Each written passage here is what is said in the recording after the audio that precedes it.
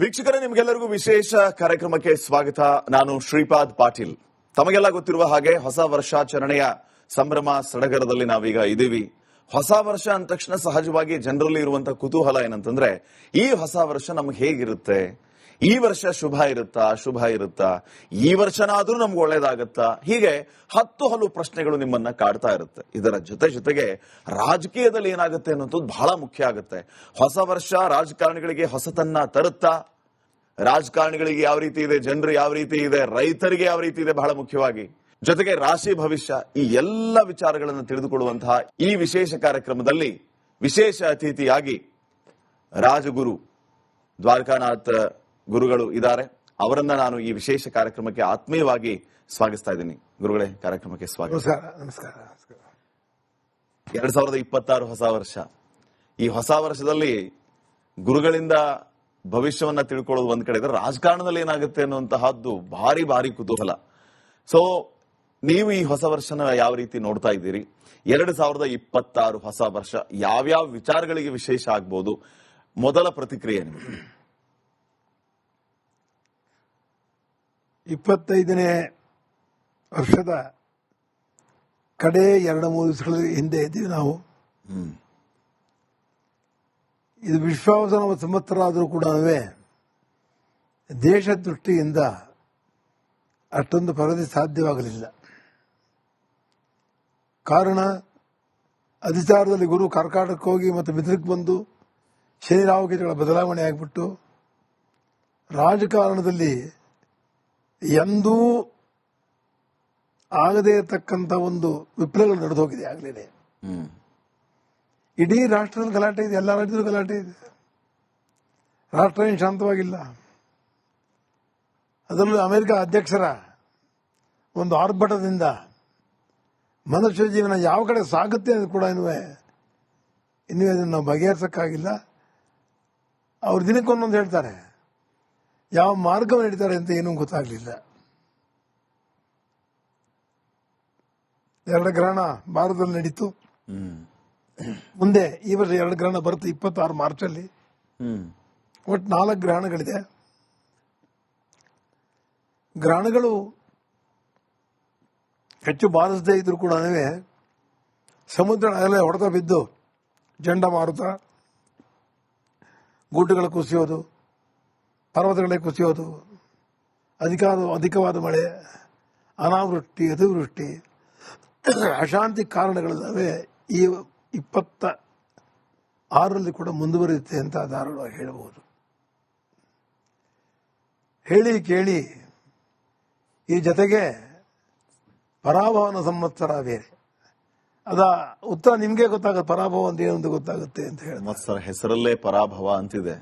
ಸಂವತ್ಸರ ಯಾಕೆ ಬಂತು ಅಂತಂದ್ರೆ, ಅಲ್ಲಿ ಹೆಚ್ಚು ಕಡಿಮೆ ಯುದ್ಧ ನಡೆಯುವ ಸಂಭವಗಳು ಖಂಡಿತವಾಗಿದೆ. ವೀಕ್ಷಕರೇ, ನಿಮ್ಗೆಲ್ಲರಿಗೂ ವಿಶೇಷ ಕಾರ್ಯಕ್ರಮಕ್ಕೆ ಸ್ವಾಗತ. ನಾನು ಶ್ರೀಪಾದ್ ಪಾಟೀಲ್. ತಮಗೆಲ್ಲ ಗೊತ್ತಿರುವ ಹಾಗೆ ಹೊಸ ವರ್ಷಾಚರಣೆಯ ಸಂಭ್ರಮ ಸಡಗರದಲ್ಲಿ ನಾವೀಗ ಇದ್ದೀವಿ.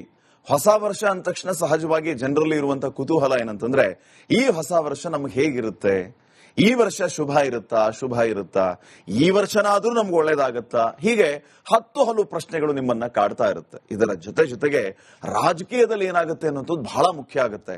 ಹೊಸ ವರ್ಷ ರಾಜಕಾರಣಿಗಳಿಗೆ ಹೊಸತನ್ನ ತರುತ್ತಾ, ರಾಜಕಾರಣಿಗಳಿಗೆ ಯಾವ ರೀತಿ ಇದೆ, ಜನರು ಯಾವ ರೀತಿ ಇದೆ, ರೈತರಿಗೆ ಯಾವ ರೀತಿ ಇದೆ, ಬಹಳ ಮುಖ್ಯವಾಗಿ ಜೊತೆಗೆ ರಾಶಿ ಭವಿಷ್ಯ, ಈ ಎಲ್ಲ ವಿಚಾರಗಳನ್ನು ತಿಳಿದುಕೊಳ್ಳುವಂತಹ ಈ ವಿಶೇಷ ಕಾರ್ಯಕ್ರಮದಲ್ಲಿ ವಿಶೇಷ ಅತಿಥಿಯಾಗಿ ರಾಜಗುರು ದ್ವಾರಕಾನಾಥ್ ಗುರುಗಳು ಇದ್ದಾರೆ.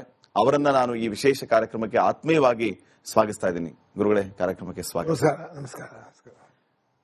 2026 ಹೊಸ ವರ್ಷ. ಈ ಹೊಸ ವರ್ಷದಲ್ಲಿ ಗುರುಗಳಿಂದ ಭವಿಷ್ಯವನ್ನ ತಿಳ್ಕೊಳ್ಳೋದು ಒಂದ್ ಕಡೆ ಇದ್ರೆ, ರಾಜಕಾರಣದಲ್ಲಿ ಏನಾಗುತ್ತೆ ಅನ್ನುವಂತಹದ್ದು ಭಾರಿ ಕುತೂಹಲ. ಸೊ ನೀವು ಈ ಹೊಸ ವರ್ಷನ ಯಾವ ರೀತಿ ನೋಡ್ತಾ ಇದ್ದೀರಿ? 2026 ಹೊಸ ವರ್ಷ ಯಾವ್ಯಾವ ವಿಚಾರಗಳಿಗೆ ವಿಶೇಷ ಆಗ್ಬೋದು? ಮೊದಲ ಪ್ರತಿಕ್ರಿಯೆ ನಿಮಗೆ. 25ನೇ ವರ್ಷದ ಕಡೆ 2-3 ದಿವಸಗಳ ಹಿಂದೆ ಇದ್ದೀವಿ ನಾವು. ಇದು ವಿಶ್ವಾವಸನ ಸಂವತ್ಸರ ಆದರೂ ಕೂಡ ದೇಶ ದೃಷ್ಟಿಯಿಂದ ಅಷ್ಟೊಂದು ಪ್ರಗತಿ ಸಾಧ್ಯವಾಗಲಿಲ್ಲ.